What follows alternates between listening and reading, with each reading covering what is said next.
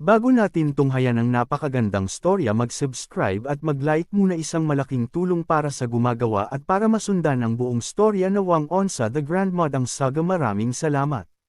Huling hininga ni Hyokyun Mag-ang, isang mahabang paglalakbay. Tagpuan, isang madilim at malamig na silid sa isang malaking mansyon.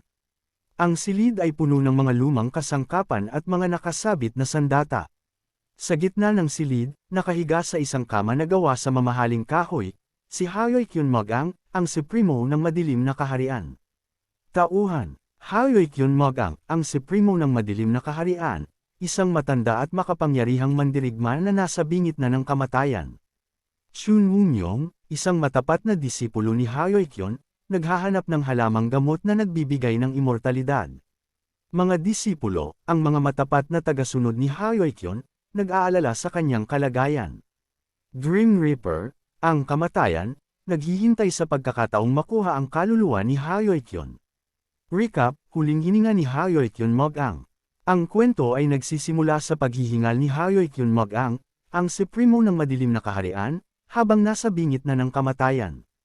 Naalala niya ang kanyang nakaraan, ang kanyang pagiging pinuno ng maitim na sining, ang pagtatawanan sa kanya ng mga Mag-ang, at ang pagsiklab ng dakilang digmaan. Ikinwento niya ang kanyang paghihiganti sa Mag-ang at ang kanyang paghahari sa madilim na kaharian. Habang lumalala ang kalagayan ni Hyokyun, nag-aalala ang kanyang mga disipulo. Hinahanap nila si Chun Woo-myung, isang matapat na disipulo na naghahanap ng halamang gamot na nagbibigay ng immortalidad. Sa wakas, dumating si Chun at dala ang halamang gamot. Nagsisikap si Hyokyun na kainin ito, ngunit lumitaw ang Grim Reaper, handang kunin ang kanyang kaluluwa. Nagsisimula ang isang labanan, ngunit ang halamang gamot ay nagsimulang magkabisa at bumalik ang kaluluwa ni Hyokyun sa kanyang katawan. Nagalit ang Grim Reaper, ngunit nagtagumpay si Hyokyun sa paglaban sa kanya. Nagpasalamat siya sa kanyang mga disipulo at nagsimulang maglakbay sa isang bagong buhay, na binigyan ng pangalawang pagkakataon dahil sa halamang gamot na nagbigay sa kanya ng immortalidad. Huling hininga ni Hyokyun Mag-ang, isang mahabang paglalakbay. 15 taon na ba? Parang kailan lang nang ako'y maging pinuno ng maitim na sining. Ang mga Mag-ang Asterisk Masters ay nagtatawanan at sinisisi ako sa pagiging masama at balakyot. Dahil lang ako ang pinuno ng maitim na sining. Ang mga Mag-ang Asterisk Masters ay nagtatawanan at sinisisi ako sa pagiging masama at balakyot. Dahil lang ako ang pinuno ng maitim na sining. Naubos ang pasensya ko at pinakawalan ko ang aking galit.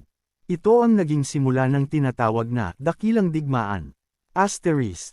Habang nagaganap ang mga labanan, walang katapusan ang pagdanak ng dugo. Hindi ako nag-aalala, dahil ang aking tanging kalaban ay ang Mag-ang clan. Sa galit, sinunog ko ang 3 sa kanilang mga santuwaryo. At pinatay ko ang bawat matanda at master na aking nakita. Nag-alok ako ng awa kung ibibigay nila ang mga sumuway. Ngunit tumugon sila ng mga nakahandang espada. Pagkatapos, patuloy pa rin nila akong sinumpa at pinagtawanan. Pero sa hindi malamang dahilan, nagkasundo kami. Matapos ang libu-libong taon, ang dating makapangyarihang Mag-ang clan ay bumagsak. At naging pinakamahina sa siyam na angkan. Kahit nakakalungkot, wala akong pakialam. Gaya ng sabi nila, aanihin mo ang iyong itinanam.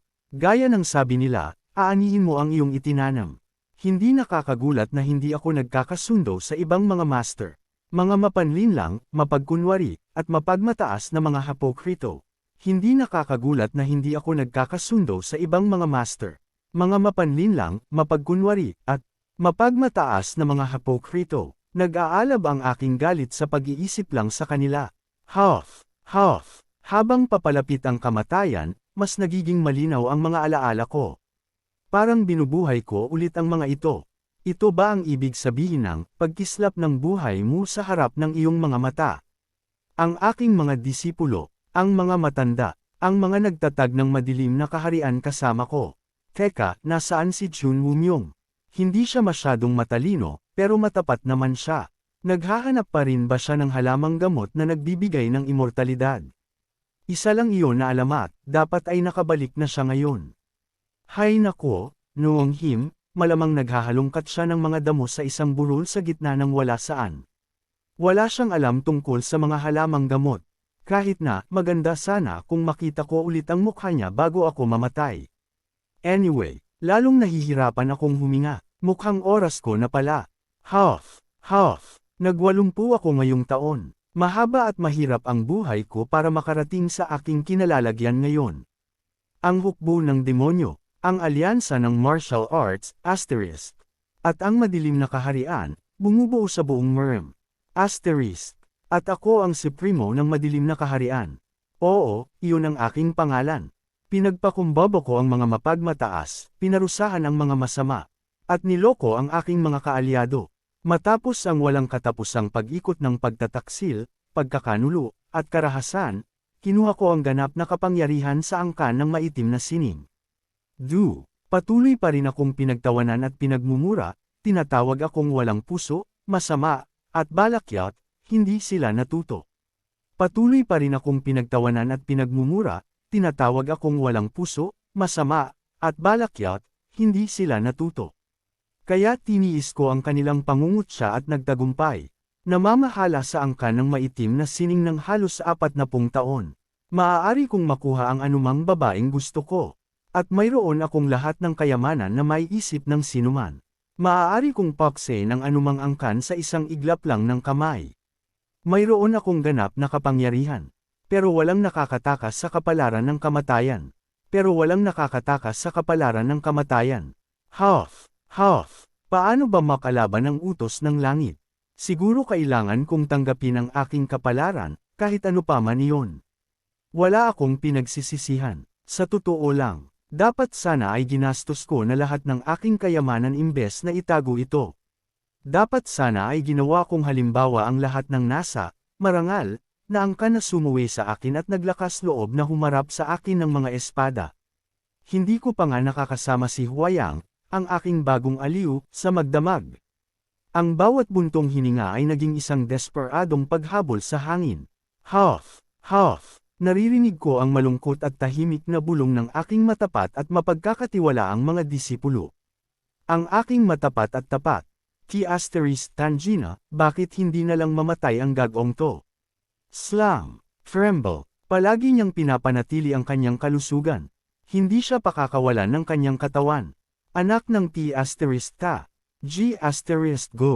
Tapat. Kapag iniisip ko kung gaano ako nagdusa dahil sa gunggong na yon, hindi ako mapigil sa pagiyak. Masaya ako kapag siya ay mamatay na. Kapag iniisip ko kung gaano ako nagdusa dahil sa gunggong na yon, hindi ako mapigil sa pagiyak. Masaya ako kapag siya ay mamatay na. Nog. Ang mga G***gang to. Huwag kang mag-alala. Aasikasuhin ko ang lahat. Totoo, tenyente. Maraming responsibilidad ang iyong kinuha at matyaga kang nagtiis. Lubos kaming nagpapasalamat. Talaga, pinakain ko ang disipulong ito ng mahigit sa 60 taon.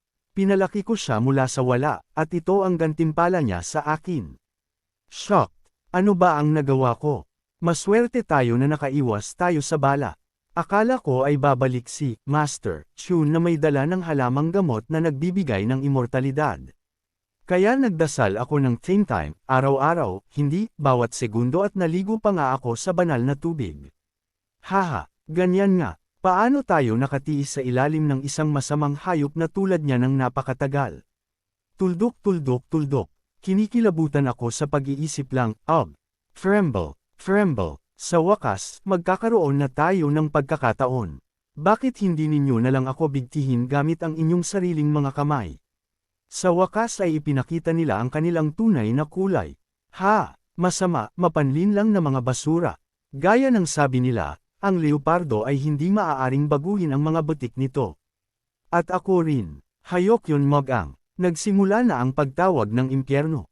Pagkatapos ng ikatlong pagtawag, hindi na ako mapapabilang sa mundo ng mga nabubuhay. Wala na akong gaanong oras. Dapat akong makipagpayapaan sa aking nakaraan.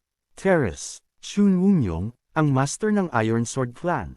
Sa wakas ay sumuko na siya sa paghahanap ng halamang gamot na iyon at dumating para ihatid ako, perpektong timing.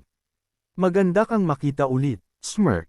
Nakakaaliw na malaman na mayroon akong kahit isang matapat na tagasunod. Ang halamang gamot na nagbibigay ng immortalidad. Tada, sa wakas ay natagpuan ko na. Dapat mo itong inumin ngayon, Master. Ang halamang gamot na nagbibigay ng imortalidad. Teka, totoo pala iyon. Kaya, mabubuhay pa ako. Dali, dapat mo itong kainin. Shoo! Ang G** gang to. Cough. T** tangina, linisin mo muna ang dumi. Cough. Master, bakit hindi mo itong inunguya? Dapat mo itong ninunguya. Sub. Hayok yun mag-ang. Ga. May tao bang magtakip ng bibig ng Grim Reaper na yan? Shitty. Fool. Kakakainin kita nito, Master. Teka, hindi mo gagawin yun. Squeeze. Pinipiga mo ba ito? Crush. Drip. Gamit ang maruruming kamay na yan.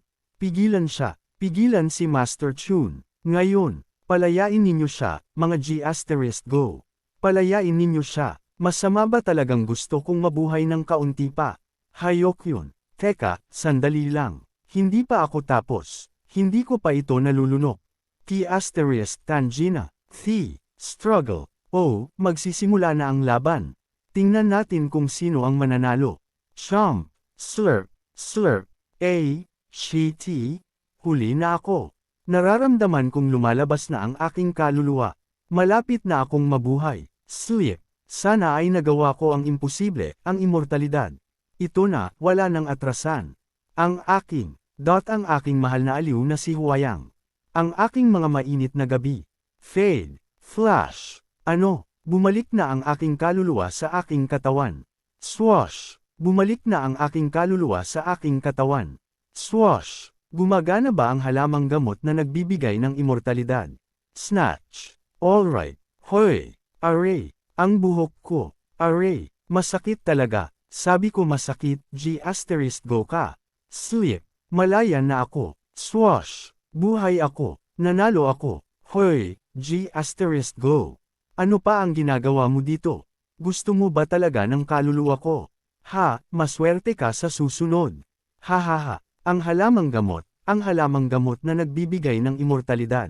Kahit si Emperador Qin ay hindi nakatalo sa kamatayan, pero ako ay nagtagumpay. Smirk. Ha. Bakit siya nakangisi? Sige na, G***go ka. Tingnan natin kung sino ang mananalo. Walang sino man sa mundo ng martial arts ang kasing tibay ko. Sleep. Ipipikit ko ang aking mga mata hanggang sa mawala ka sa paningin ko. Hindi ako gagalaw ng kahit isang kalamnan. Grim Reaper, G***go ka. Alam mo ba kung sino ako? Ako si Hayokyun Mag-ang, Supremo ng madilim na kaharian.